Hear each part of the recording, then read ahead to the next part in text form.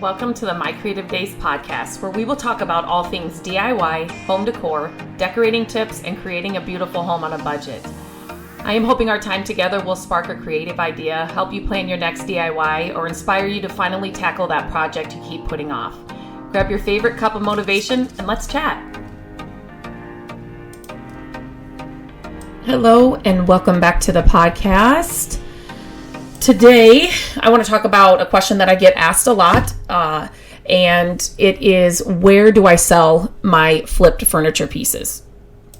And so, this is a great question, and there are some obvious places to sell your flip pieces, but there are maybe some places or some things you didn't think about that also are very great for selling your pieces. So let's just get into it.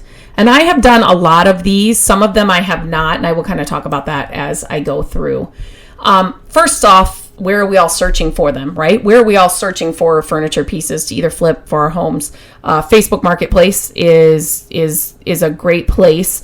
There are, I hear people say, well, they always ask for less, a less price or whatever. And if you're not comfortable with that, don't accept it.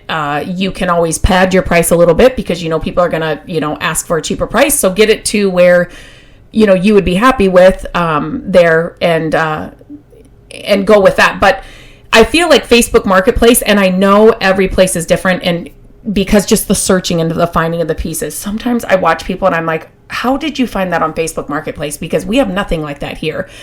So I know every area is going to look and be different, but I feel like for us, Facebook Marketplace, people aren't as, I don't know. I feel like Craigslist is the next one on my list, which has been fine for me as well. But I feel like Facebook Marketplace, the people that are shopping there, they feel like they understand the value of the piece a little bit more. Craigslist, they do usually ask you for less. But, as I'm thinking about it, the last time I sold a piece on Craigslist, they didn't ask. They just they bought it for the price. So those kind of are kind of the same, but I feel like Facebook Marketplace, they understand the value a little bit better.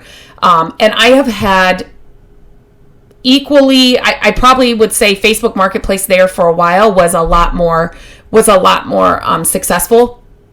Craigslist in the beginning was great. Like you would put something on and it would be sold that day. So those are both really successful for me. I do use them both when I am selling like that. I do post to both. So just when you are posting on Facebook Marketplace, try to post in multiple groups if you are able to. So like if you have like area sale groups on Facebook Marketplace, if you know what I mean, list your item in as many of those as you can, just so it gets in front of more people.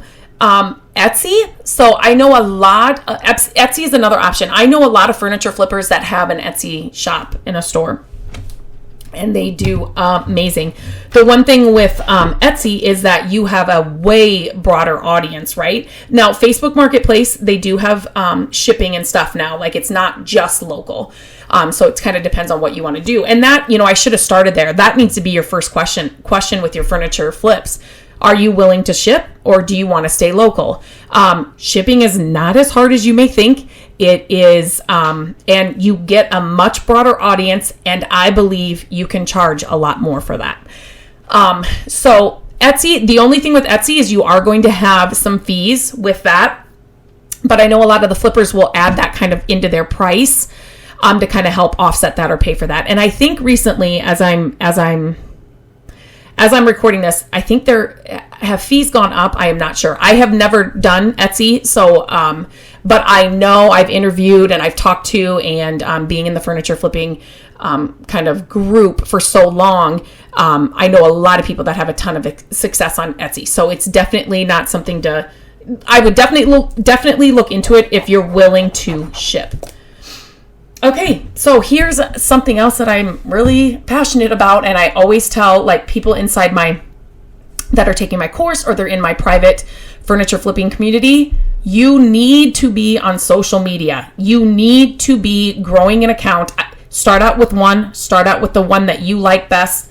Like personally, which one do you spend the most time on? So if that's Instagram, then start growing an Instagram account around your flipping. If it's Facebook, do Facebook. If it's TikTok, do TikTok. Whichever one that you are most comfortable on, just, browsing or going through, that's where you need to start. But you definitely need to start one because they're the easiest way to kind of, I shouldn't say easiest because there's another way that I use too that makes it a little bit easier too. But Instagram and like a Facebook business page, I'm just going to kind of, that's 3 of them. TikTok, those 3, if you start growing a following around it, then people will go to your page and look to see what you have available. And when I teach a social media kind of strategy and stuff inside my private community, I'm telling them like, this is what you have to do to get you in line and, growing that audience and making them or getting them to get comfortable with buying from you and like all the things. There's like a strategy behind it, but it's definitely something anybody that's flipping furniture, especially for profit, like you're wanting to sell and kind of grow a business around it, you need a social media following. Once you master one, whichever the first one is that you pick up, then start another one.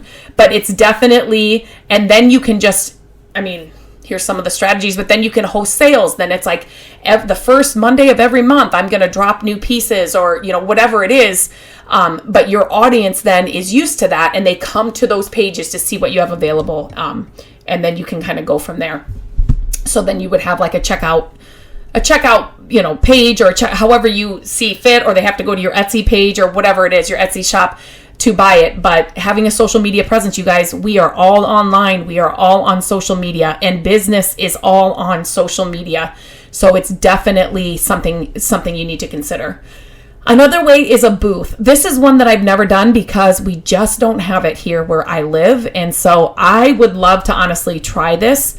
I have somebody in my private flipping community that is doing great. Like she is now teaching other people. She's having people come to her and she's teaching them how to flip or how to paint or how to do certain things in her booth where she sells her pieces too. So a booth is definitely something. If you live in an area where, I just wish we had this because I think I could just, there's so many ways to do this. If you live in an area where booths are a thing, or you've got, people like to shop that way and they get a lot of traffic, use your social media accounts to tag that booth, tag the place when you're going to the booth, share it in stories and in videos and all the things. Like there's like a whole, like I said, strategy thing around this. But if you have a booth and you have the foot traffic and you have the area to do it, definitely look into that.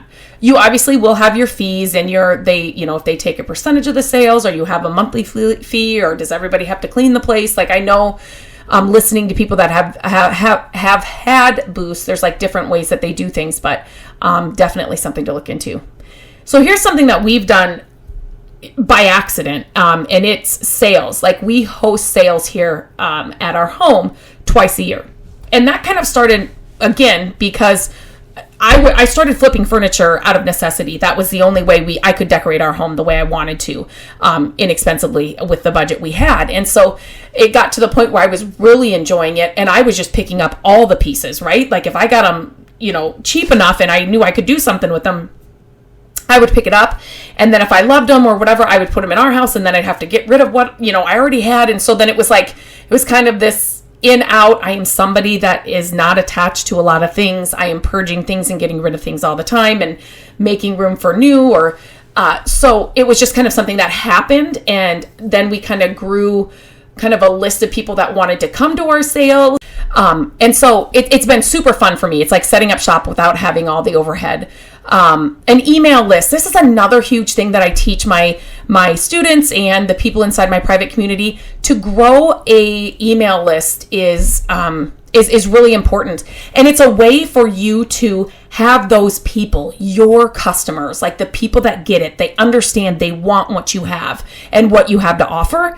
So you can totally, kind of host sales through an email list. Like if people locally want to get on your email list, or if you're shipping, like they can be on your email list as well.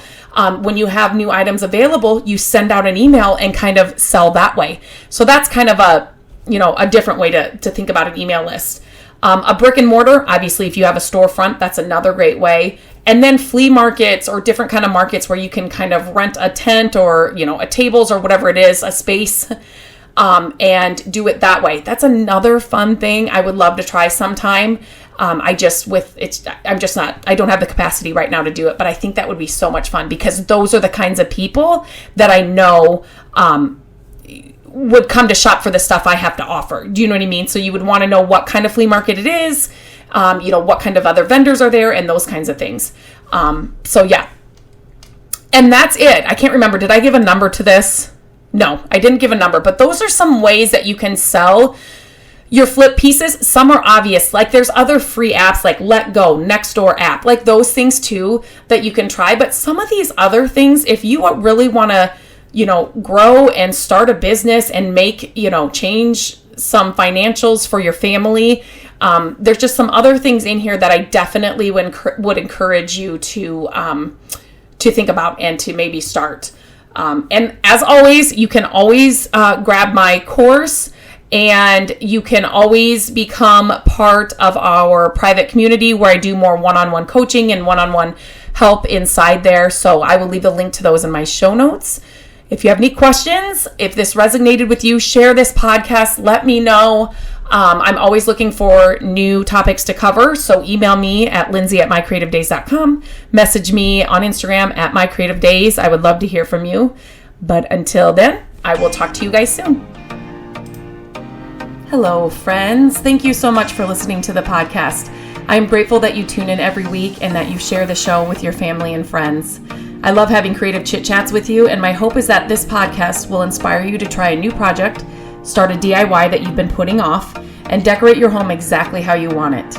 There are a few ways you can help us with the podcast. Follow the podcast so you don't miss an episode.